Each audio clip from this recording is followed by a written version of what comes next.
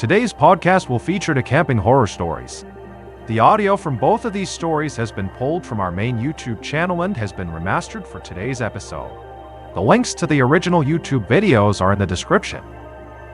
The first story you'll hear is called Pelican Valley, and it's about a very famous park that holds a dark secret. And the second and final story you'll hear is called Blood on the Mountain, and it's about two campers who stumbled upon a years-long mystery. But before we get into those stories, if you're a fan of the strange, dark, and mysterious delivered in story format, then you've come to the right podcast, because that's all we do. And we upload twice a week, once on Monday and once on Thursday. So if that's of interest to you, the next time the follow button is asleep, go to their front yard and use gasoline to spell the words in their grass, "I hate my neighbors," and then go ahead and light that on fire. Okay, let's get into our first story called Pelican Valley. Pelican Valley is a beautiful, remote section of backcountry in Yellowstone National Park in Wyoming. Its meandering meadows and creeks and 360-degree view of the mountains make it appear like the perfect place to camp out under the stars. But, unlike other areas of the park, Pelican Valley requires a special permit if you intend to stay the night. And before Yellowstone Park rangers give you this permit, they remind you that Pelican Valley is a very dangerous place, and in general, you should only be out there with groups of at least 4 people. On July 28, 1984, 25-year-old Bridget A. Fred N. Hagen, along with her brother Andreas and her sister-in-law Junko, arrived at Yellowstone National Park. That night, they stayed in one of the park's more established campgrounds called Grant Village. The following day, they headed out to one of the park's famous hot springs called the Norris Geyser. That afternoon, before heading back to their campsite, they made a pit stop at the park ranger's office so Bridget could apply for a Pelican Valley permit. Her plan was to spend the following night in the valley. When they went in the office, the rangers believed all 3 of them were applying for a permit, and so they weren't asking that many questions. They were just kind of going through the routine. And then when Bridget said, "No, it's just going to be me applying for a permit," they actually immediately tried to dissuade her and said, "This is a really bad idea. Nobody goes into Pelican Valley on their own." But Bridget assured them that she was an experienced camper, she understood the risks, and she still wanted to go on her own. And Andreas and Junko, who were standing behind her, kind of echoed that sentiment and said, "No, she's really good. She knows what she's doing." The park rangers were not thrilled with her plan, but they ultimately decided, you know what, if she wants to go, she can go. She can go. They just asked her to show them on a map where she intended to camp. So if they needed to camp, they could come and check on her and make sure she was okay. And so she pointed to a section on the map, and they handed her her permit. And then she, along with Andreas and Junko, left the office and headed back to their campsite. The next morning, the trio got up early and they hopped in the car and drove to the Pelican Valley trailhead. They parked their car, they got out, and they began walking into Pelican Valley as a group. After a few miles as planned, the group stopped, at which point Andreas told Bridget that they were going to head back now and that they would meet her tomorrow at the trailhead where they parked the car. They said their goodbyes, and then Andreas and Junko turned around and started walking back towards the car, and Bridget carried on into the wilderness. The following day, Andreas and Junko arrived at the trailhead to meet Bridget, but she didn't show up. And after a couple of hours, they grew very concerned, so they called park rangers and asked them, "Have you seen Bridget?" And they said no, but we'll go take a look.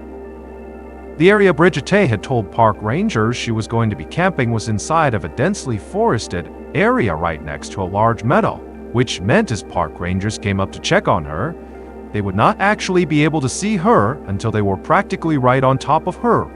So the park rangers made their way through the meadow and into the forest before they started yelling for Bridget.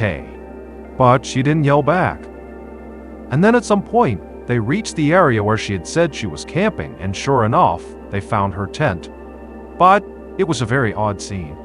When they came up to the tent, they could see there was a big tear in one side. When they put their heads down and looked inside, all of her belongings in the tent were undisturbed.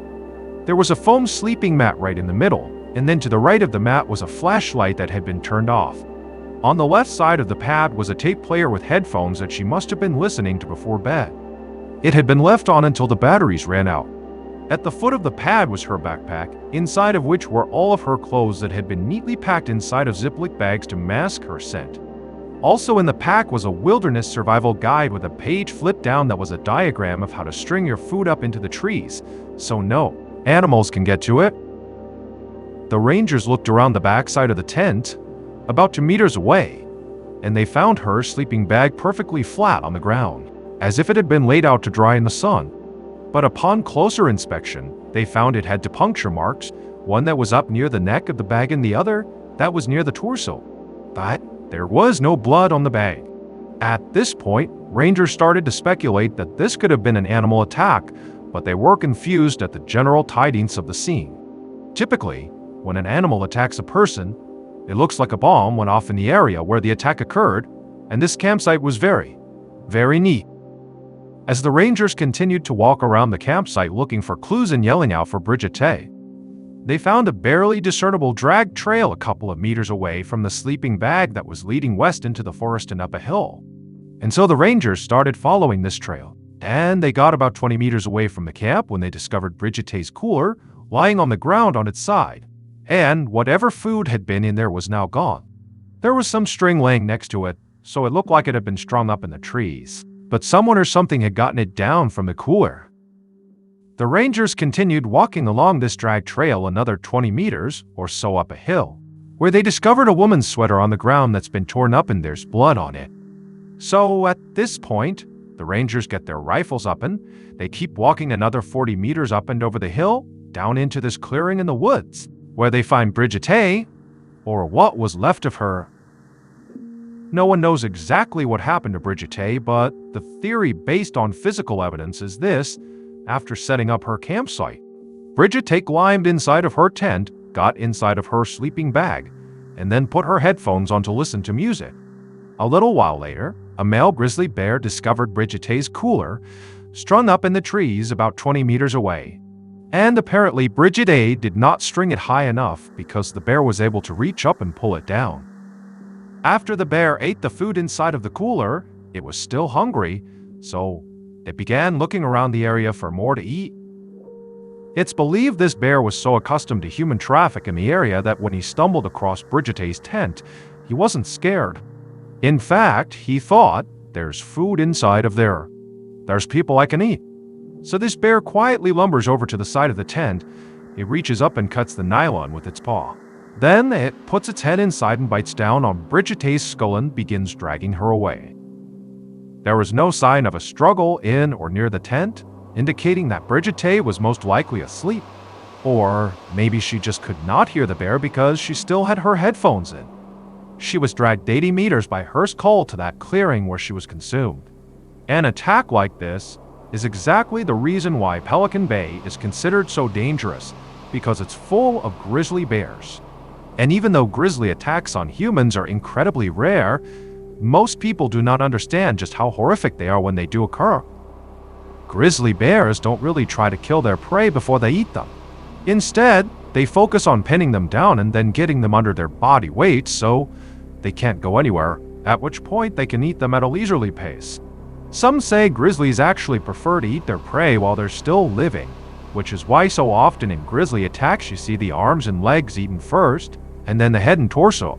This is a method that keeps the victim alive a little bit longer. Unfortunately, there is so little left of Brigitte that investigators could not pinpoint a time of death. However, because this bear broke normal behavior and intentionally targeted a human, there's a good chance he savored that meal. The next and final story of today's episode is called Blood on the Mountain. On the afternoon of May 6, 2008, a 54-year-old man called Ricky Williams stood on the riverbank, casting out his line into the waters of Dismal Creek in Western Virginia. Ricky was hoping to get lucky and catch some trout, but he'd been out here fishing for 30 minutes so far and there were no bites. Normally Ricky wouldn't care because he loved just fishing for hours and hours at a time, but today he and his dog, who was right with him, were really hungry because they've been out in these woods camping for several weeks now, and their food supply was finally dwindling down to the end And so, if they didn't catch any fish today, they might not eat. Now for context, where Ricky was fishing Dismal Creek, despite its bleak name, it was actually a beautiful, secluded spot on top of a mountain that was on the Appalachian Rail. The Appalachian Rail is a very famous 2,200-mile-long trail that runs up and down the east coast of the United States. And why that is relevant is because there's this special code for people that hike on the Appalachian Trail. And the code, which all hikers know, is basically if you come across another hiker on the Appalachian Trail, it is your responsibility to help them if they need help, and it is their responsibility to help you if you need help you. So it's this community of hikers that are always looking to help each other. And so Ricky was very aware of this code on the Appalachian Rail, and he was secretly hoping, as he cast his line over and over again and didn't get any bites, that a hiker or a group of hikers might come by this area and maybe they would see him and come down and learn that he needed food and they might just give him some of their food. But another half hour passed and no hikers came by, and still Ricky could not catch any fish. But then suddenly Ricky's dog, who was right next to him, began to whine and kind of began shifting around like it was sensing a predator in the area or something. But as Ricky was trying to calm his dog down, he began to hear a voice in the woods right behind him. Somebody was moving towards him. And when Ricky heard this voice, on the one hand, he was pretty excited because maybe this is a hiker who can give him some food. But on the other hand, Ricky couldn't help but feel really uneasy.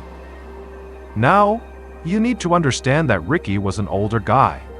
He was kind of frailened over the past few weeks that he'd been camping with his dog, as his food supply had run down. He had become skinnier and skinnier and skinnier and skinnier and skinnier.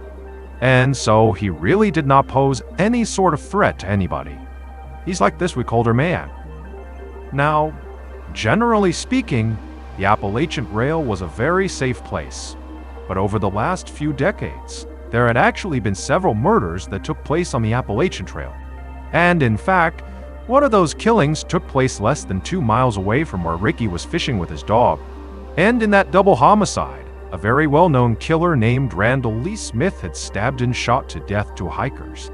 And so while Ricky was really looking for help from fellow hikers, at the same time he couldn't help but feel somewhat apprehensive because, again, Ricky was like the small, frail guy. And Ricky was well aware of these murders, and he was well aware of the fact that he was super close to one of the murder sites. And so Ricky was totally on edge as he's listening to this male voice get closer and closer and closer and closer. And then finally, this man in his early 30s steps out from the tree line and he looks over and he sees Ricky. And for a second, the two men just kind of look at each other, but then this guy just grinned at Ricky and said, "Hey, how you doing?" And immediately, Ricky felt relieved because he could tell just from looking at this guy that very likely he was not a threat. The man introduced himself as Scott Johnston, and he told Ricky he was actually camping in the area with a friend of his, and they were out here fishing just like Ricky. And Ricky pretty much immediately said, "Oh great, nice to meet you. Do you have any food for me?" And Scott was like, "Absolutely." And he dug into his bag that he had with him and he pulled out a couple of energy bars and a bag of chips and he threw them over to Ricky. And he also gave some fresh bait to Ricky so he too could cast out again. And for the next couple of hours, Scott and Ricky just stood on the riverbank and fished together. And after a while, the trout did start biting, and they did start catching fish. So the day kind of turned into a great outing for Ricky. And it got even better because as soon as the men were done fishing, Scott asked Ricky if he wanted to join him and his friend back up at the campsite for dinner. And remember, Ricky had no food, so this was an amazing invitation, and he said, "Yes, of course, I'd love to join you." So the two men packed up their stuff right as the sun was going down, and then they began walking back into the forest where Scott had emerged from. And as they were walking, Scott's fishing pole got tangled on a low-hanging branch, and he was really struggling to get it out of the tree. And so finally, he just told Ricky to, go on ahead. My campsite's right up there. It's a straight shot. Just go up the hill and you'll see it. Ricky asked Scott if he was sure, and Scott said, "No, it's totally fine. Go ahead. So Ricky said, okay, and he walked the rest of the way up the hill. And then, when he walked out of the tree line into the clearing where Scott's campsite was, immediately what Ricky noticed was this enormous man who was twice the size of Scott and so 4 times the size of Ricky, kind of hunched over the campfire. And this huge man, who presumably was Scott's friend, he heard Ricky walk into the circle. And remember, it's nighttime and they're kind of in the middle of nowhere. So this guy, he turns his head around and sees this strange man just standing there, and Scott's nowhere to be found. And so this guy, he grabs a club, like a piece of wood, and he looks at Ricky kind of menacingly, like, what are you doing here? And Ricky, who was so caught off guard by just how big this guy was, he put his hands up and he said, I'm so sorry. Scott sent me up here. I don't know if this is the right site. I'm sorry. But just at that moment, Scott had finished entangling his fishing line and he came out of the tree line. And he patted Ricky on the back and he said, oh, you've already met my friend, Sean. As soon as he said that, Sean looked like he basically let his guard down. You know, he put the wood down and he stopped glaring directly at Ricky. But Ricky felt like Sean was not happy that Ricky was in his campsite, even though clearly Scott is the reason that Ricky is in this campsite. And so Ricky just felt really uncomfortable. And at the same time, Scott is ushering Ricky closer to the campfire to take a seat next to Sean. You know, Sean's a great cook. He'll cook up this fish for us. It's going to be great, you know. Take a seat. Ricky felt kind of annoyed that Scott was really forcing him to stay, but Ricky didn't want to be rude and just kind of abruptly leave. So he did take a seat next to Sean, who definitely was not excited to be sitting next to Ricky. And Ricky just kind of sat there waiting to see what would happen next.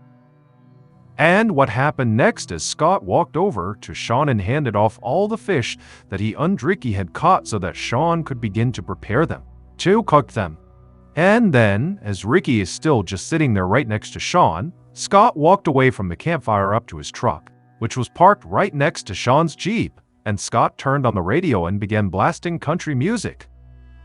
And when Ricky heard this music, he kind of winced because to him, you know, part of the reason the outdoors, the Appalachian Trail, you know, being out in nature, part of the reason it was so wonderful was for the peace and quiet. And so it felt kind of like borderline disrespectful to be out in the middle of this beautiful place blaring country music. And so to Ricky, he just couldn't help but feel like there's something off about these two guys. They just seem really disrespectful and kind of pushy and maybe aggressive. And so Ricky is just not happy, but again, Ricky didn't say anything and didn't attempt to leave because, again, he's really hungry and so is his dog, and he needs to eat that fish. A moment later, Scott walked back from the truck and took a seat next to Sean. And then he, along with Sean, pulled out their knives and began deboning the fish. And as they were doing this, Ricky, again, is just kind of sitting there doing nothing. And so he kind of eagerly asked, you know, hey, can you give me a knife and I'll clean a fish? But Sean and Scott kind of waved him off and said, don't worry, we got this. And so Ricky just continued to sit there nervously, as all he could watch was the flashing of the light bouncing off their blades. But eventually, Scott and Sean finished deboning all the fish and they put their knives away. And at that point, they began cooking the fish over the open flame. And suddenly for Ricky, it felt like, you know, the mood had shifted a little bit.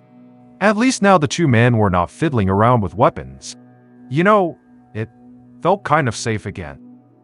And so Ricky began making some small talk in hopes that would kind of, you know, settle his nerves.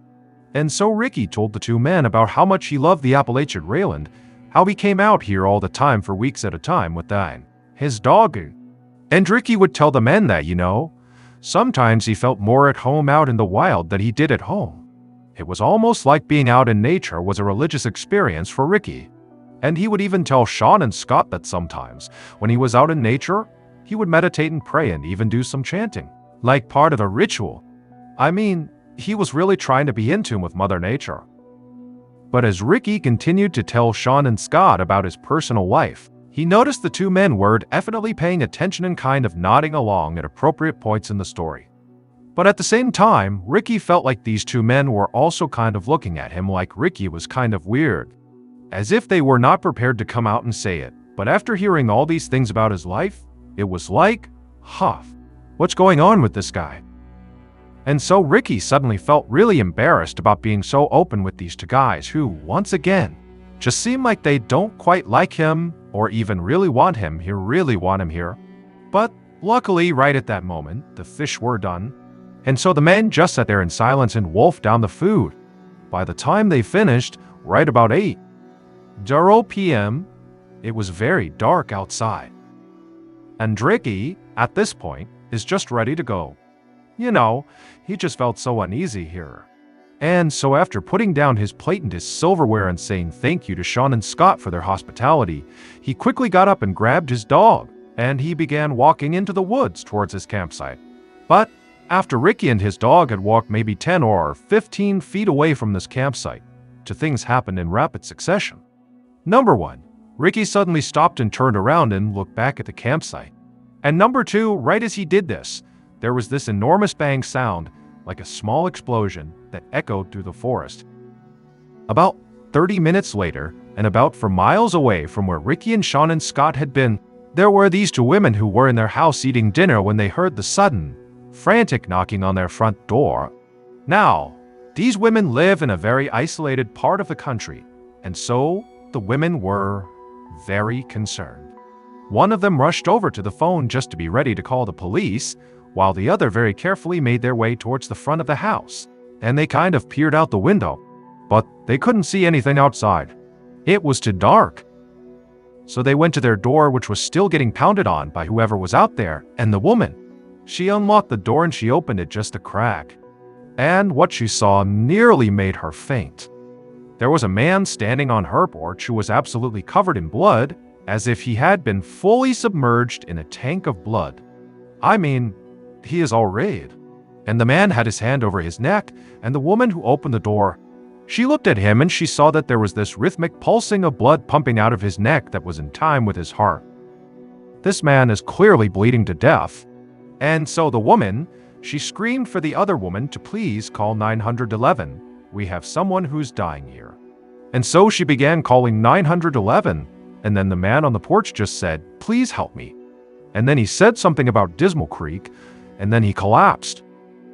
And this was so shocking for the woman who had opened the door that she just stood there staring, having no idea what to do.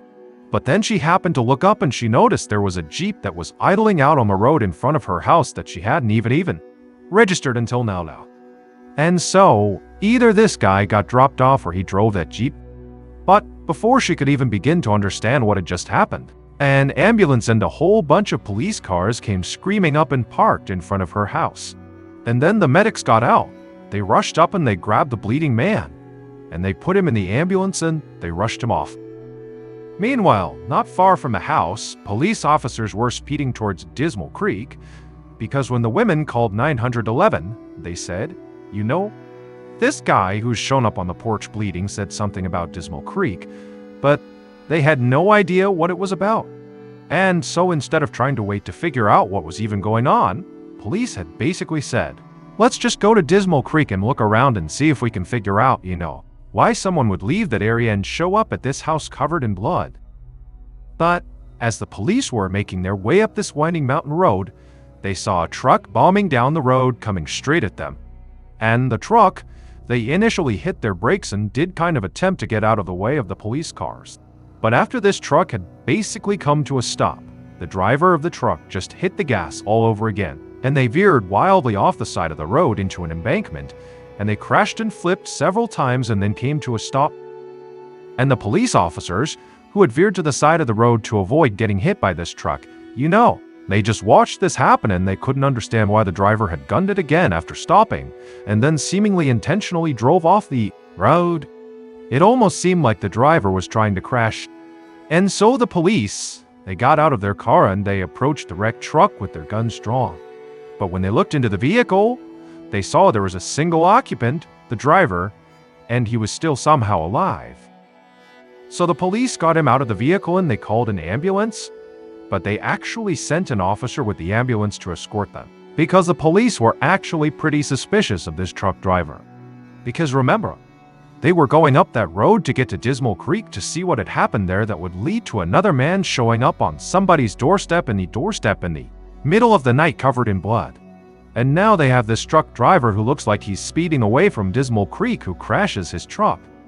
I mean, there was no clear connection between the truck crash and the bloody guy, but the police were suspicious that they had to be connected. So they sent the officer to the hospital as well. About 30 minutes after the truck crash, the police left the scene and continued the rest of the way up the road to Dismal Creek. And once they got up there, the police fanned out all across the area and just began looking for anything. Just any clue that might explain what the heck happened here, if anything happened at Dismal Creek at all. And pretty quickly, the police actually did find something unique in the middle of the Dismal Creek area. They found a campsite, but it was not the campsite where Sean and Scott were staying, where Ricky had gone and shared dinner with them. This was a different campsite. And not long after searching this other campsite, police concluded that whoever was staying here did not seem like they were mentally well. This seems like a mentally unstable and potentially dangerous person lives here as. So the campsite was really simple. It was just a tent and a campfire. But when the police lifted up the flap and looked inside the tent, they found a collection of 30 knives along with a police scanner that basically picked up police radio chatter in the area. So, you could listen to a scanner and basically know what the police were doing in your area. There were also all these weird piles of clothing. Some were for kids, some were for adults, some were for men, some were for women, some were for women. There were piles of eyeglasses, and there were 8 pairs of women's underwear. And then also there was a map of the Appalachian Trail inside of this tent, and all over this map, along the trail, were all these spots that were circled. But there was no information about what these circles meant. However, one of the places that was circled was Dismal Creek. And then next to the map was a radio, and inside the radio was a cassette. And so the police just hit play, and immediately what they heard totally creeped them out, because the tape sounded like some kind of satanic ritual. It was basically this one man's voice just kind of howling and chanting over and over again. But by far the most shocking thing that was found inside of that tent was a single piece of paper. And this piece of paper was a birth certificate. And the name on the birth certificate was a name that basically all police in this area knew, and in fact, anybody living in or around the Appalachian Trail definitely would know this name. And the identity of this person, the name on the birth certificate, was the key to putting together all these seemingly disconnected events that had happened on this night. From the explosion when Ricky walked away from the fire, to the bloody man at the house, to the truck crash. They were all connected through this single person. A few hours earlier, after Ricky had gotten up and walked away from Sean and Scott's campsite, and then after barely making it onto the trail, he had turned around and there was that loud explosion. Well, at that point in the story, Ricky, who's now looking back at the campsite and looking at Sean and Scott, he can see that the two of them, they've heard the sound too, and they were now staring at each other with looks of absolute shock and terror on their faces. But then Ricky watched as Sean reached up and touched his face, and he put his hand out in front of his face, and it was covered in reed. And the reason for that was because Sean had just been shot in the face, because that loud explosion was the sound of Ricky shooting his gun at Sean. And as Sean and Scott stood there staring at each other in absolute disbelief, Ricky, who's still in the tree line, ran towards the fire and just kept on shooting. And so Sean at this point, as he sees Ricky coming into the campsite, he stands up and kind of staggers back and falls on the ground. But Scott, who's not hurt at this point, he just gets up and starts running away from the campsite. And Ricky turns his attention towards Scott and he shoots at him, and he hits him straight in the neck and also in the back. But somehow Scott just kept on running despite these horrible wounds. And so Ricky watched as Scott disappeared into the woods, and then Ricky turned back to Sean, who's laying on the ground and can't go anywhere. He's been shot in the face. And Ricky just casually raised his gun and shot Sean right in the chest. But amazingly, Sean, after getting shot the second time, it created what must have been the most extreme adrenaline rush ever, because he jumped up to his feet and, right in front of his attacker, he just turned and sprinted to his Jeep. He hopped inside, fired it up, and just sped away as fast as he could. And when Sean flipped on his headlights and turned a corner after getting away from the campsite, he looked down the road and he actually saw his buddy Scott, who had run away first, come tumbling out of the woods onto the road.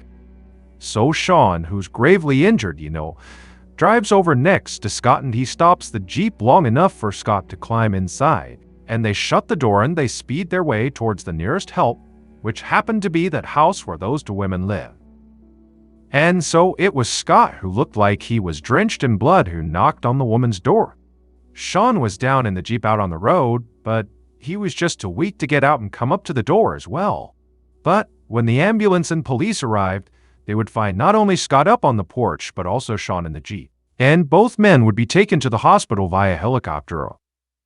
And then, as for the man who was driving the truck down the road away from Dismal Creek, who then crashed right in front of the police, well, the driver of that truck was Ricky Williams. However, that was not his real name. There was no Ricky Williams. That was the name he just used. His real name, which was on the birth certificate that police found in that other campsite inside of the tent, was Randall Lee Smith, the same infamous Randall Lee Smith, who had murdered those two hikers not far from Dismal Creek. That double homicide had happened in 1981, and Randall was caught and convicted, but he was paroled 15 years later in 1996 for good behavior. And for 10 years after that, Randall lived with his mother and he wore this electronic bracelet. And, he followed the rules. But by 2008, his electronic bracelet had come off, and even though Randall had attempted to continue living with his mother, it just wasn't tenable. He didn't have enough money. And so, ultimately, he packed up his things, grabbed his dog, and moved out onto the Appalachian Trail. And on May 6th, 2008, when Sean and Scott arrived in Dismal Creek to go fishing, Randall was waiting. Nobody has any idea why Randall murdered those two hikers back in 1981 or why he targeted Sean and Scott in 2008. All we know is that Randall Lee Smith was very mentally unwell and very likely viewed the Appalachian Trail as like his sacred place. This is his home. This is the place he loves more than anything. And so maybe, he felt like Sean and Scott had somehow disrespected the Appalachian Trail, and that was enough to attack them. Now we know Sean and Scott did not do anything intentionally disrespectful to Randall because, amazingly, Sean and Scott survived this attack. And they would say that when they saw Randall, they just felt bad for him. They thought he was like this alcoholic drifter who didn't have a home of his own, and so he was just living out in the woods on the Appalachian Trail. And so they didn't judge him. Instead, they really did just want to give him some food and spend some time with him and make him feel human again. That was it. And because Randall appeared to be this kind of small older man, Sean and Scott, who were, very big and imposing, they didn't feel threatened by this guy. As for that bizarre other campsite that police found up around Dismal Creek, the one that contained all those knives and the birth certificate, well, obviously that was Randall's campsite. And that weird cassette tape that they listened to that sounded like a satanic ritual. That was Randall going through his meditations and chants that he would do when he was out in the middle of nowhere. It was like his way of respecting Mother Nature and the Appalachian Trail. And then all those items that were found inside of his tent, the different clothes and the eyeglasses and the women's underwear, it's believed those could be Randall's other victims.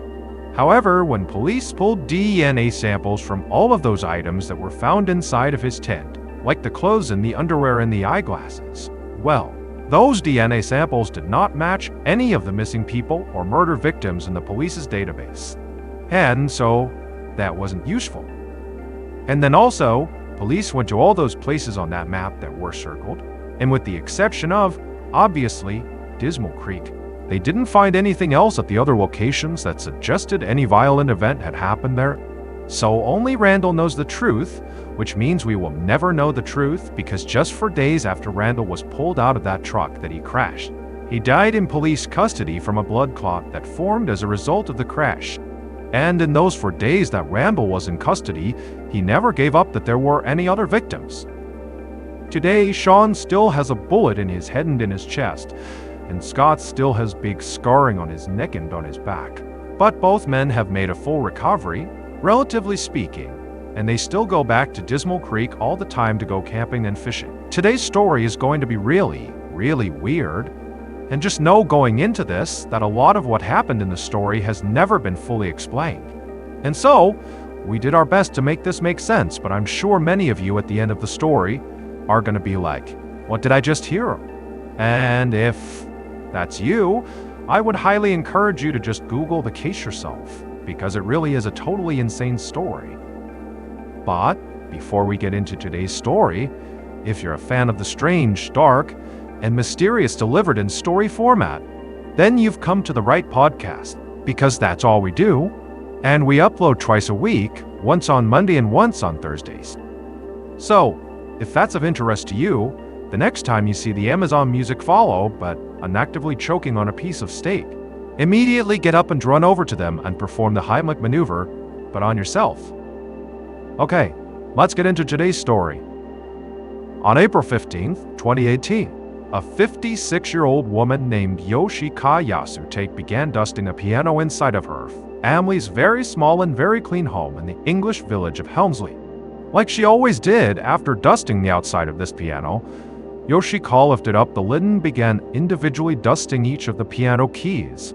But as she did this, she was very careful not to press down accidentally on any of the keys and make a sound. That was the last thing she wanted to do.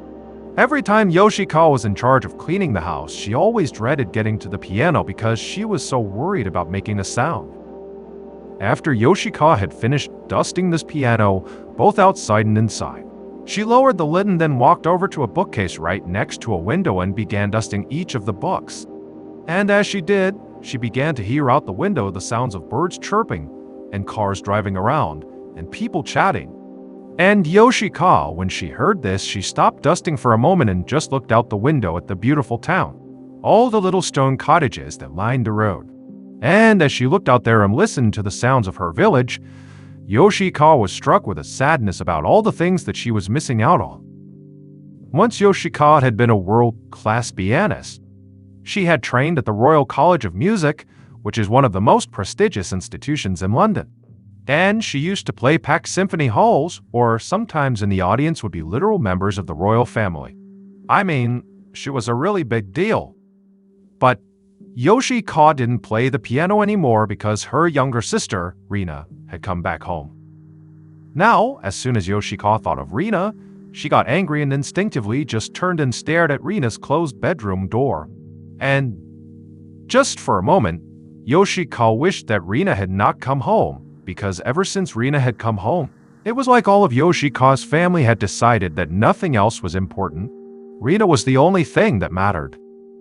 The Yasutake family consisted of Yoshika as well as, of course, Rina, who was 49 years old, and they both had a brother who was 51 years old, and his name was Takario.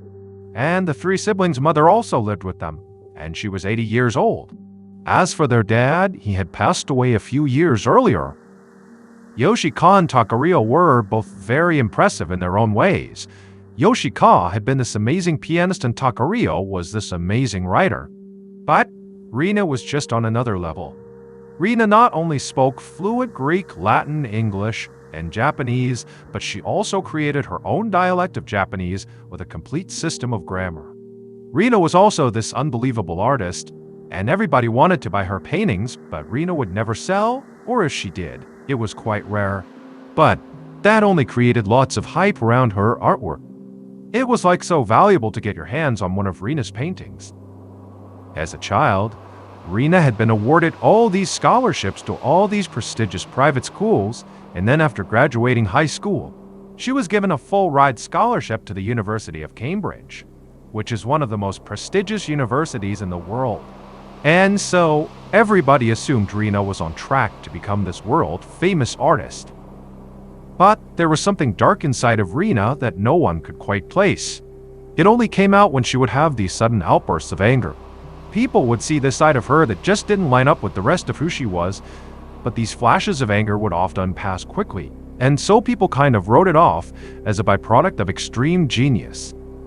It was like her brain just sometimes couldn't quite handle how smart she was, and she would get mad and frustrated.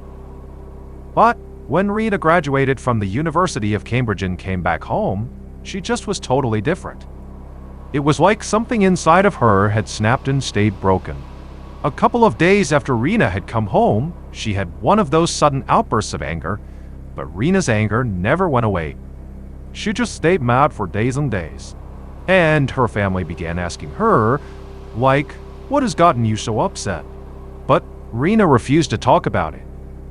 Eventually, Rina just locked herself in her bedroom in the family home and she would stay inside of there, refusing to talk to her family for weeks. And then when she did finally emerge after several weeks, it was clear Rina was just different. She basically refused to speak to anyone, family included, unless it was absolutely necessary. And she really never left the house or even her room unless it was totally necessary. And it would turn out this was not some post-college phase Rina was going through. This would become Rina's life. She basically became a total recluse inside of that bedroom for decades, to the point where the family's neighbors didn't even know Rina existed because she basically never came out of the house. Yoshika stopped staring at her sister's closed bedroom door and turned her attention back to the books on the shelf. She finished dusting them, and then, after she was done cleaning the house. And so, she put the duster down, and Yoshika very quietly tiptoed her way over to Rina's closed bedroom door and very quietly she knocked. Rina hated loud noises, which is why Yoshika was no longer allowed to play the piano, because it was too loud for Rina. After Yoshika gave this light knock, she began counting in her head to 30 because Rina had told her, "You do not come in right away. You knock and you wait 30 seconds at least, and then maybe I'll let you come inside." And so Yoshika, she's counting in her head. 1, 2, 3. She gets to 25, 26, 27. And then, from inside the room, Rina would tell Yoshika, "Okay, you're allowed to enter." Yoshika very slowly reached down. She turned the knob and opened up her sister's bedroom door, and it revealed this totally dark room. This very small, cramped space. All the shades and blinds had been drawn, and Rina was sitting on her bed, completely silent. And Yoshika, she kept her head down, being very careful not to make eye contact with Rina. She didn't want to upset her. And Yoshika, she walked into the room. She made her way to the table and she scooped up all of Rina's dirty dishes. And then Yoshika up all of Rina's dirty dishes. She turned around and began walking out again. And as she did, she tried to take a quick glimpse at whatever Rina was working on in her bedroom, because Rina had told her family that she was working on this masterwork but wouldn't really elaborate on it. And in order to work on this thing, she needed the room to be dark and the house to be silent, and she needed to focus exclusively on this masterwork. And the family needed to support her as she did this. But again, Rina just never really elaborated on what this masterwork was.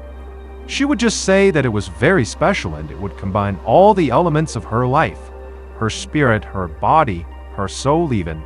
The family would be a part of building this masterwork. And when her family asked her, "Well, what do you mean? How can we support you in making this masterwork?" Rina would just say, "Oh, you'll know when the time is right." Yoshika couldn't get a glimpse of the masterwork, and so she quickly turned her head back down to the ground and shuffled her way out of Rina's room and shut the door behind her. And then Yoshika, she went to the kitchen and she dumped Rina's dishes in the sink, which was totally clean to begin with. Because one of Rina's rules was the house must always be immaculately clean. No dirty dish, no dust anywhere. I mean, it had to be perfect, spotless at all times, because that's the only way Rina could work on this masterwork. And so, as Yoshika leaned and dried off all of Rina's dishes and began putting them away, her brother Takario walked into the kitchen and he would say to Yoshika that it was time for them to leave the house and go to the market and buy some supplies for Rina so she can continue to work on this masterwork. Yoshika was immediately totally annoyed that they had to go do this because everything was all about Rina. But she kind of buried those feelings and told her brother, "Okay, sure, let's go." Takario was different than Yoshika in how he thought about their younger sister Rina. Yoshika totally resented Rina because now that Rina was home, Yoshika basically had to give up her career as this amazing pianist in order to support Rina in this whole masterwork she was working on. But Takurio, he was totally fine giving up his writing career to just focus on supporting Rina. Because he really believed in Rina and he thought that this masterwork she was building was going to be like the single greatest piece of art in the history of art, humankind. And so Takurio felt proud to kind of be a part of it. Now, Takurio, like the rest of his family, had no idea what this masterwork actually was. But Takurio and Rina had a much better relationship than Yoshika and Rina. And so Rina would tell Takurio the specific things that she needed in order to build this masterwork. And so that day, Rina had told Takurio some things she needed, and so he and Yoshika were going to go out and get them. So Takurio and Yoshika threw on their jackets and stepped outside, and as soon as they were out there, they both flipped their collars up and kind of concealed their faces and put their heads down, because they were very careful not to make eye contact with other people.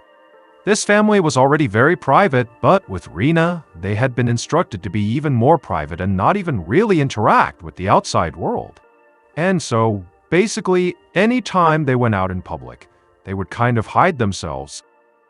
And so, Yoshika and Takurio, they made their way to the pharmacy. They ducked their way inside, and they would purchase a bottle of surgical spirits, which is sort of like a medical alcohol. And then after buying that, the brother and sister put their collars back up, headed back outside, and they went to an old used bookstore and they bought a book on palm reading, which is the art of studying the lines on your hands in order to tell someone's future. And when the brother and sister bought this book, even though the cashier was talking to them, they kept their heads down and didn't say a word to the cashier. And then after getting their book, the brother and sister hurried their way back home. And when they got there, the door was locked. But instead of pulling out a key and unlocking the door of their own home, the brother and sister knocked and they waited. And then at some point, their mother came to the door and they heard for locks turning. The door opened up and then Yoshika and Takurio walked inside and they shut the door and then locked again the 4 deadbolts. Rina was adamant that no one in the family could carry around a key to the house. It was too dangerous because they could potentially lose the key in town, and then someone could come into their house and potentially see Rina's masterwork, and they couldn't have that happen, and so nobody had keys. They had to knock each time they came home, and the reason they had for locks on the door was, again, because Rina was very worried about somebody coming into this house and seeing what she was doing. Yoshika carried the bag with the supplies inside of it, the surgical spirits and the palm reading book, over to Rina's closed bedroom door. And instead of knocking, Yoshika just placed the bag right outside the door. She turned around and began walking away, and then as she did, she heard the sound of Rina's door opening just a crack. Yoshika, she quickly turned around and she saw a tiny, skinny arm reach out from behind the door. It grabbed the bag and then pulled the bag back into the room, and the door shut and locked. 3 days later, on April 18th, 2018, Yoshika was sitting in the kitchen reading a book when she overheard her brother Takurio chatting with Rina. Now, Takurio and Rina were not facing each other in the same room talking. Rina was still in her bedroom, her door was closed, and Takurio was outside of her bedroom. And he was just sitting on the ground with his back to the door, talking through the door to Rina. Now, this was not unusual because, unlike Yoshika and Rina, who did not have a good relationship and who really didn't talk at all, Takurio and Rina did have a good relationship, and they would do this fairly often. They would chat through the door for like hours at a time. And so for a minute, Yoshika kind of ignored her brother and sister chatting and focused again on her book. But at some point, she began hearing what her brother was saying, and it was just totally weird. And so she put her book down and just began listening to Takurio. And what he was saying was, "How can you do that? That doesn't make any sense. How only your soul?" Yoshika sensed that her brother was confused and maybe upset about something, and so she couldn't help herself. She put her book down and Yoshika walked out to the living room and looked down at her brother to see if he would kind of give her some indication of what was going on. But when Takurio looked up and saw Yoshika, he and Rina stopped talking, and Takurio just shook his head, stood up, and walked away. After Takurio was gone, Yoshika very quietly walked over to Rina's bedroom door and, just out of curiosity, she pressed her ear up against the wood and tried to listen to see if she could maybe hear Rina and catch something she was saying that would begin to explain what she had just overheard. But all she heard was the sound of Rina slowly shuffling towards the back of her bedroom, where her bed was, and then it was totally silent. And so Yoshika moved away from the door and went back into the kitchen, and she sat down to read again. But she couldn't focus on the book because it was like this wave of sadness was just coming over her. And the reason Yoshika was feeling this way is she was thinking about the fact that back in the day, when she was a kid, her and Rina used to be as close as sisters could possibly be. And for much of their lives, they were very close. Even after Rina began this kind of reclusive lifestyle, they still, were friends. They interacted. But something happened in 2013, 5 years earlier, that totally severed their relationship for good. On that day, Rina had emerged from her bedroom and Yoshika offered to read Rina's palm. This was something the two sisters did for each other periodically. It was like a way for them to bond. And so Rina held out her hand and Yoshika took it, and she began racing a long, horizontal line across her palm. Now, Rina's hands were different than most people's hands. Rina had something called a simian line, which is a very rare thing on people's palms. It's like this long horizontal line that runs the length of your hand. In palm reading, a simian line can be either very good or very bad. It can indicate that the person is a visionary or a mystic, so that's the good side, or it can indicate that this person has a terrible disease or they're very aggressive, so that's the bad side. Rina knew she had the simian line and she believed that it represented something good. She would say that she had a visionary soul. But on this particular day in 2013, the family had recently been banned from a local supermarket because Rina had actually gone to this market and gotten really upset with some staff members and totally lost her cool and screamed and yelled at them, and so they had been banned. And so Yoshika, thinking about this, she's looking at Rina's palm and she goes, "Oh, the simian line. Maybe this is why you were acting so aggressive at the supermarket. Maybe this means you're an aggressive person." But after Yoshika said this, Rina was so offended that she whipped him back and began screaming and yelling at Yoshika, calling her an idiot and saying, "You don't understand the vision that I have. I'm gonna show the world someday this vision, and you and those idiots down at the grocery store would never understand."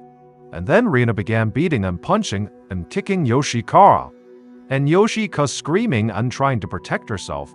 And then Takurio, the brother, had to run in and separate the two of them. Now, even though Rina was prone to these angry outbursts, this was the first time that she had lashed out physically. And so Rina's mother was concerned that Rina had some underlying condition that was causing her to lash out physically, and so she sent Rina to the doctor. And the doctor would say,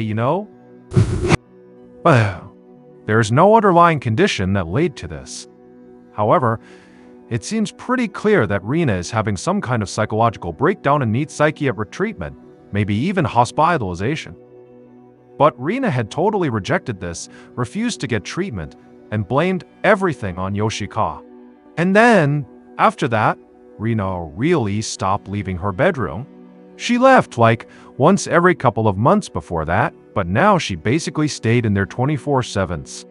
And at the same time, Rina had added all these new rules that her family now needed to follow to allow Rina to be able to focus on her masterwork while she was in her bedroom. And that included no one having house keys and adding those for locks to the door. Also, the family was told to learn the new dialect of Japanese that Rina had created. This way, no one would ever understand what they were talking about. It would kind of protect them even more from the evils of the outside world. Also, Rina made sure her family got rid of all of their telephones, their TVs, and their computers. And so, Yoshika would sit in the kitchen for a bit longer, thinking about how sad it was that she had lost this relationship with her sister.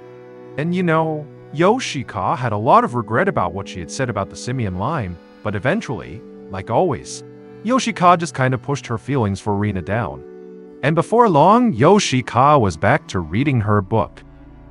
For the next several weeks, Yoshika would see her brother, Takeru sitting up against the door to Rina's bedroom more often than usual, having these kind of hushed conversations through the door with Rina. Also, Yoshika began to notice that Takeru was now cooking all of Rina's meals. Normally, their mother was the one who cooked Rina's food, but now Takeru seemed to have taken over that task entirely.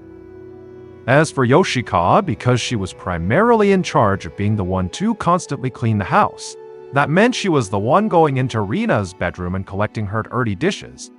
And as soon as Takeru had begun being the cook for Rina, Yoshika began to notice that more and more food was being left on Rina's plates. Basically, Rina wasn't eating as much food as she normally did. And this started to worry Yoshika. Rina was already a very small person. She was 4'11" tall, barely 90 pounds, and Yoshika worried that, she really needs to eat. She's already so small she can't afford to miss meals. And then one day in the middle of May, Yoshika went into Rina's bedroom and she saw all of her dishes were basically completely filled with the food she had been given. She basically had not touched them. And Yoshika, she really never actually spoke to Rina when she was in the bedroom, but this time she just couldn't help herself.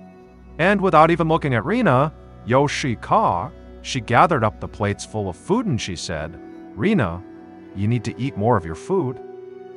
Rina didn't say anything back. And Yoshika, she just quickly turned and walked out of the room.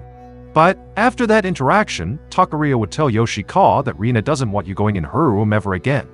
And so from now on, the dishes that you would normally collect, Rina will place them right outside of the door. That way you don't have to go inside that room. Also around the same time, Rina, who normally would only leave her bedroom to go use the bathroom, she began going to the bathroom exclusively at night when her family was asleep to avoid any interaction with them. And so, by this point, Rina's interactions with her family were reduced to basically zero. By early August, Takeru and Yoshika were being sent to the store more and more often by Rina to get more of these surgical spirits, the medical alcohol. Now, neither Takeru nor Yoshika had any idea what Rina was doing with these surgical spirits. But they knew it was their duty to support her, and so they kept buying them. And what they would do is they would come back home with these bottles and Takeru would barely open Rina's door and he would tuck the bottle inside. And then Rina would take it, the door would shut, and then Rina would never give them her empty bottle. Basically, the bottle went in and it stayed inside. Then, on August 18th of 2018, Takeru and Rina appeared to get in some kind of a fight. Yoshika was in the kitchen and she saw that Takeru was sitting against the door of Rina's bedroom, and the two were having kind of a hushed conversation. And then at some point Takeru stood up and he turned around and faced the door and kind of yelled into it, "I told you your soul was not enough." And then Rina said something back to him, at which point Takeru said, "No, please, please," as if he was kind of begging with Rina to change her mind. And then, before Yoshika could come over and ask Takeru what was going on, Takeru just opened up Rina's bedroom door and walked inside. And suddenly, the house went completely silent. Yoshika was too nervous to walk over and look inside of the room, and so she just stayed in the kitchen and listened. And for 15 minutes, it was absolute silence. And then Takeru walked out of Rina's bedroom, shut the door behind him, and he looked very calm. And at this point, Yoshika looked over at him and said, "What's going on?" And Takeru, he would just smile and tell Yoshika that Rina's masterwork is nearly completed. And then Takeru asked Yoshika if she remembered when Rina had said, at some point her masterwork was going to require some direct help from the family, but she said, we'll know when the time is right for us to participate. And Yoshika would say, "Yes, I remember that." And Takeru said, "Well, the time is now." Then Takeru told Yoshika that they had to go to the store and get more surgical spirits. And so, really without questioning him, Yoshika went with it. They went to the store and they would purchase 3 times the normal amount of surgical spirits that they normally would. And then when they got home, Takeru alone would go into Rina's bedroom with these surgical spirits. he would shut the door behind him and Yoshikawa just sat in the kitchen for about 10 minutes until Takaryo came out again, no longer carrying these surgical spirits. And he would come over to Yoshikawa and he would say, "Rina is ready to reconcile with you. She wants you to sit by the door and talk to her, and if you do that, you can be more involved in creating her masterwork." And at this news, Yoshikawa felt a mixture of frustration and relief. She had never thought it was fair that Rina had so completely cut her off after that 2013 simian line joke she made while palm reading. Also, Rina had made Yoshikawa's life so difficult for so long. Yoshikawa had basically been forced to give up her dreams of playing the piano, and she had to give up her friends and all of her life ambitions and goals to just support Rina. But despite all of that, deep down, Yoshikawa missed Rina terribly. They did used to be so close. She wanted to have that relationship again. And so, Yoshikawa walked over to Rina's closed bedroom door. She sat down against it, and at first she didn't say anything, and Rina didn't say anything either. But then at some point, it was like the floodgates just opened, and Yoshikawa kinda began pouring her heart out about how sad she was about how her and Rina's relationship had really gone south, and how she wanted to fix it. And now, normally, on the rare times that Yoshikawa would talk through the door to Rina, like when she was trying to open it up to drop something off or whatever it was, oftentimes, Rina would just start banging on something inside of the room, kind of to tell Yoshikawa to stop talking and go away. But as Yoshikawa sat there pouring her heart out to Rina through the door, the one thing Yoshikawa noticed was there was no pounding coming from inside the room. Rina was listening to her. And then the next day, after Yoshikawa and Takaryo had gone to the store again and gotten more surgical spirits and brought them back to the house, instead of just Takaryo being allowed to enter Rina's bedroom, this time Yoshikawa was allowed to join. And so Takaryo and Yoshikawa, they went into the dark bedroom and Rina was laying on the bed, and they walked over to her, and Takaryo showed Yoshikawa what they needed to do. It was the last step of this masterwork project that Rina was working on. They basically needed to rub these surgical spirits all over Rina's body. Now, Yoshikawa didn't really understand why they were doing this, but she respected that this was part of Rina's plan. And frankly, Yoshikawa was just happy to be included in creating this masterwork, and so she didn't really ask any questions. And so, after the brother and sister had rubbed this alcohol all over Rina for about 10 minutes, they walked back outside, they shut the door, and then Yoshikawa, she stayed back and sat down against the door and kind of poured her heart out again to Rina. And it was just very therapeutic. And in many ways, this was the first time that Yoshikawa was feeling happy again. She was finally starting to repair this relationship with Rina. And so, over the next several weeks, this became Yoshikawa's new daily routine. Her and her brother would get all these surgical spirits, they'd come home, they'd rub them all over Rina, and then over the course of the day, Yoshikawa would stop by the door and chat with Rina through it. And that was it. And then on September 25th, 2018, after Yoshikawa and Takaryo had applied the surgical spirits to Rina's body, Yoshikawa told Rina that she had a very special surprise for hers. Yoshikawa was in a really good mood this day because, 1, she was feeling really good about her new relationship with her sister, but also 2, when she had gone to the pharmacy earlier with her brother, normally they didn't have any interaction with the pharmacist who sold the surgical spirits. Mostly because Yoshikawa and her brother did their best to kind of like hide themselves and make it very clear they were not looking to talk. But on this particular day, the pharmacist had been very talkative and was trying to talk to Yoshikawa. And Yoshikawa, she decided she would talk back. Now, their conversation was not very substantive. Basically, the pharmacist finally had asked Yoshikawa, "Why are you buying all these surgical spirits?" And Yoshikawa would say, "Oh, they're for my sister Rina. And she needs more and more of them every day, and she's working on something special. And we don't really know what it is, but this is part of it and we know whatever she's doing, it's going to be worth it." And so, even though this conversation seems kind of meaningless for Yoshikawa, who had virtually no contact with other people, it was great having that little talk. And so when she came home, she just felt ready to do something special for Rina. And so, after Yoshika and Takurio had left Rina's bedroom after applying the surgical spirits, Yoshika went to go give Rina her surprise. And so Yoshika, she walked over to the family piano that was not far from Rina's bedroom door, and Yoshika, she was nervous, but she sat down on the bench and she opened up the lid and she placed her fingers on the keys. Yoshika's big surprise was she was going to play a song called The Waltz of the Flowers, which is a famous piece of classical music that was inspired by the composer's love for his sister. And so Yoshika thought this was the perfect song to finally play in this house for Rina. She'll see that I love her so much. And so Yoshika, she began to play the song, and as she did, she was constantly listening to see if Rina would start banging on something to tell Yoshika to stop. But again, she didn't. It was quiet.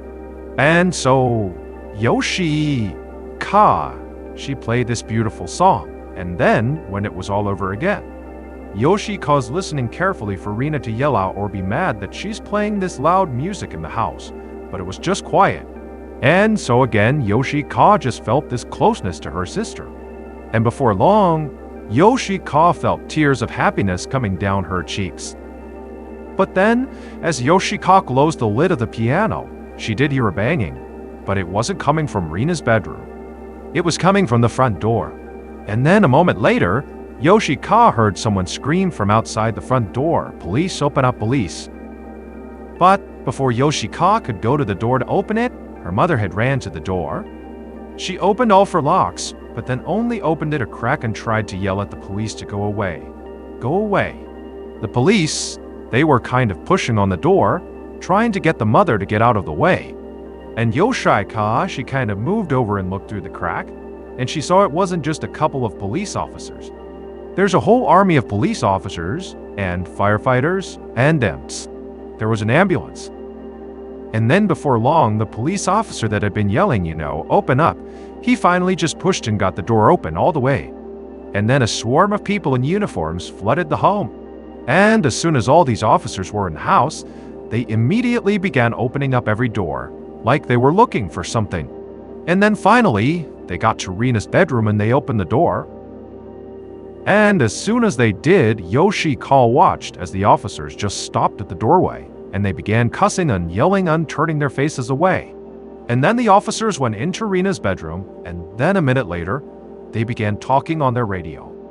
And then EMTs came into the house with a stretcher, they went into Rina's bedroom, and then before long, Yoshika, Takurio, and their mother watched as the stretcher came out again with these officers and EMTs. And on the stretcher was Rina, and she looked terrible. Her eyes were sunken back in her head, and her skin was so pale it was practically see-through. I mean, really, she just kind of looked like a skeleton. The real story of what happened inside of that family's home would quickly become international news, and not because Rina was secretly creating a masterwork of art in her bedroom. Here's what really happened. Rina stopped eating food in April of 2018. She would say that the only thing she needed to be nourished was her visionary soul, and so basically, because she had this visionary soul, she didn't need food. That was the conversation that Yoshika had overheard between Takurio and Rina when Takurio was saying, "Only your soul." How? Well, he was trying to figure out how Rina was going to survive by being nourished by her soul. That didn't make any sense. Fast forward for months to August 18th, and again, Yoshika had overheard her brother and her sister talking through the bedroom door, except on this day.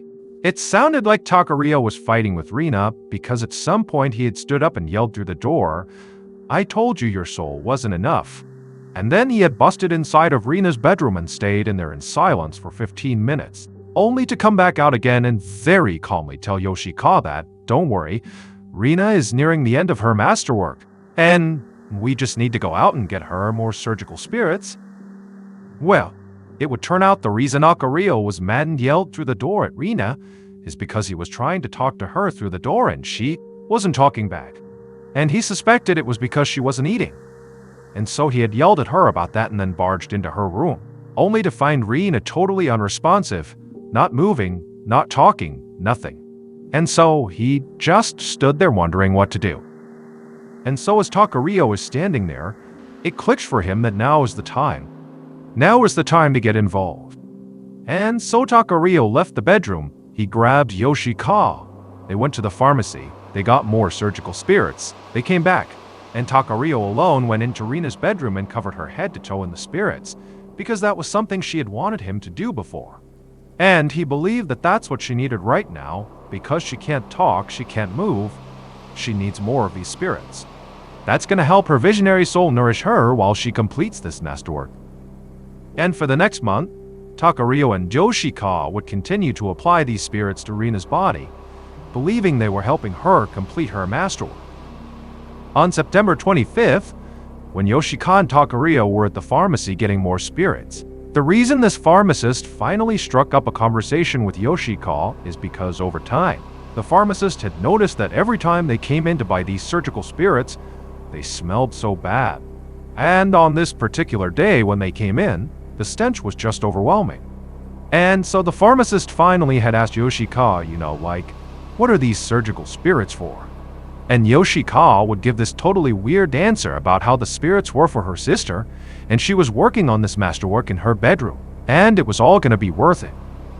And so, when Yoshikawa and Takeru had left that day, the pharmacist was just so weirded out and alarmed by them that he called the police. And when the police arrived at the family's home, they discovered that Rina was not building a masterpiece in her bedroom.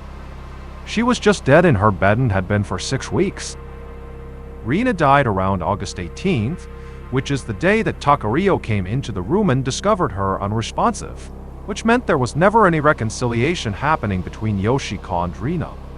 It's unclear why Takeru had told Yoshikawa, hey, Rina's ready to reconcile with you, because again, Rina was dead at the time, so there's no way she would have said anything to him. And so, when Yoshikawa was having these supposed heart-to-hearts through the door with her sister playing music for her, that wasn't real. The only real thing that was happening is Yoshikawa and Takeru, from August 18th until the end of September when the police busted into their home. They would spend nearly every day rubbing this weird medical alcohol all over their dead sister's body, because that's what they believed she wanted. When in reality, all this alcohol was doing was actually mummifying her body. Yoshikawa, Takeru, and their mother were all charged with preventing a proper and decent burial. As for Rina, her cause of death could not actually be determined, but based on what she looked like, they assumed she died from starvation. The court would eventually drop the charges against the family, saying that basically the family was too mentally ill to stand trial. And this was because the court had discovered that Yoshikawa, Takeru, and their mother actually had not accepted that Rina was dead. They believed she was actually still alive, that all the work they had done rubbing those spirits on her had nourished her soul, and she was still working on this masterwork. And as of a few years ago, the family is still living in that same cottage, and it's not clear if they ever actually came to understand that Rina was, in fact, dead.